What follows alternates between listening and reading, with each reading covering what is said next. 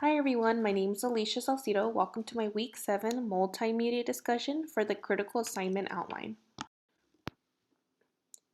For the critical assignment, I'm going to be focusing on Riverside County Department of Public Social Services and especially their Code of Ethics. Here I do have listed a Code of Ethics for DPSS, which is accountability, collaboration, respect, diversity, integrity, and customer focus. For the first theme that I want to discuss in the critical assignment is the compliance versus value-based training. Compliance is just important because these are just rules and regulations that are set in place for organizations to follow. And DPSS does have state and federal regulations that they must adhere in order to be to prevent any sanctions or just to cooperate with the regulations that are in place. And these regulations are actually implemented through employees through various training methods. And these trainings could occur either annually or every 6 months, or if they need to occur at a random, then they are implemented in place for employees to do that.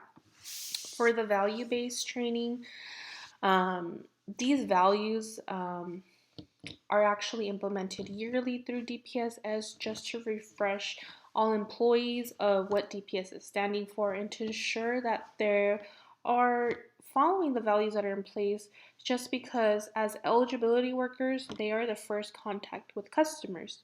So they want to make sure that eligibility workers are following the steps of values and ensuring that they are representing the organization in a positive aspect.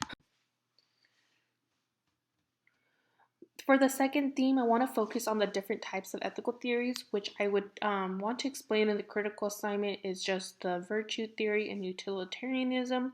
Just because these two ethical theories best relate to DPSS and is able to explain and expand on the different types of training methods that should be in place.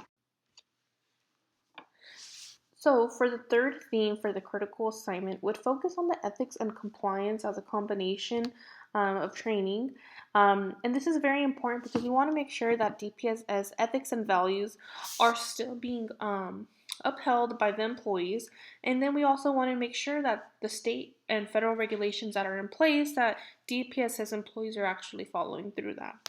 With this type of recommendation, the trainings would need to be done yearly, and that's just to ensure that the employees are actually making sure that they're actually following through, just to have a refresher that it's fresh in their mind.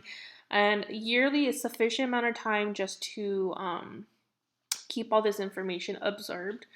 And then the best way to do this would be online. The reason why it would be best to do it online because it allows us to ensure that there's access for all of the employees to be able to watch the videos or any quiz or templates that are needed to give into the employees. And then the best thing about it, it's trackable. So you're able to maintain who actually completed the assignment, who watched the videos, and you're able to remind employees when it's their time to take it. And that was into the presentation. Thank you guys very much for listening. I hope you guys have a nice week.